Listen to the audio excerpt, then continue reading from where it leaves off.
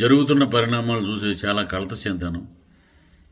ఎందుకంటే మనం ఎంతో ప్రేమించి భుజం మీద మోసే జెండాను కూడా మీరు నేల మీద వేసి తొక్కటం, అలాగే మన ఫ్లెక్సీలు, మన అధినాయకుడు ఫ్లెక్సీలు కూడా మీరు తగలబెట్టడం, పరుషమైన పదజాలాలని వాడటం నిజంగా జన సైనికుడిగా తీవ్రమైనటువంటి మనోవేదనని, నా బాధని మీకు తెలియజేస్తున్నాను. పవన్ కళ్యాణ్ గారు 24 సీట్లకి పరిమితం అయిపోయారు. పవన్ కళ్యాణ్ గారి స్టామినా ఇంతేనా, పవన్ కళ్యాణ్ గారి శక్తి ఇంతేనా అనే వారందరికీ ఒకటే సమాధానం.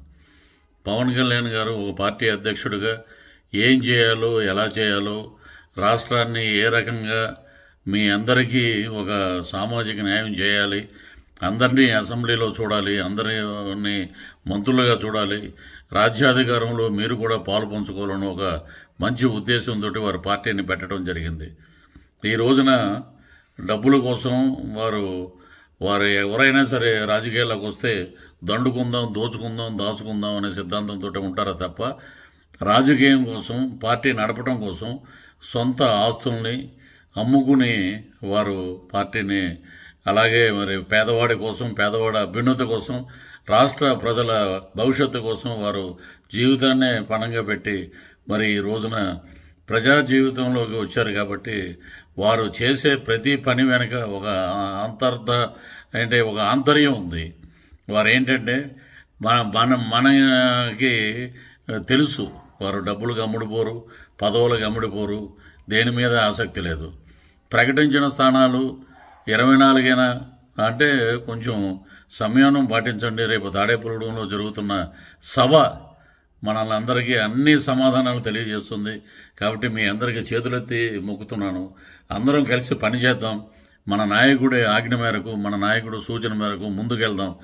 జనసేనని రేపు రానున్న రోజుల్లో ప్రజాధికారానికి దగ్గరగా, రాజ్యాధికారానికి దగ్గరగా మనం 2024లో మన కూటమి అద్భుతమైన ప్రభుత్వాన్ని ఏర్పాటు చేసి మన హక్కులు మనం సాధించుకుందామని చెప్పి ఈ సందర్భంగా మీ అందరికీ తెలియజేస్తున్నాను.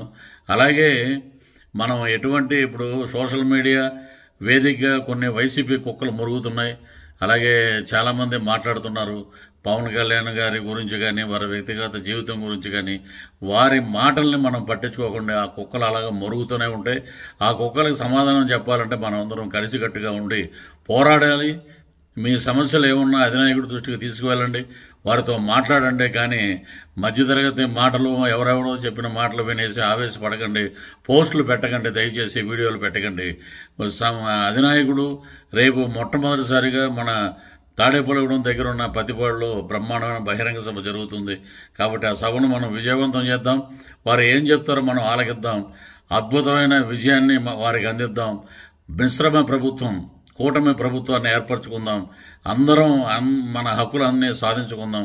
ఇంతకు మించి నేను ఈ సందర్భంగా ఎక్కువ నేను మాట్లాడలేకపోతున్నాను.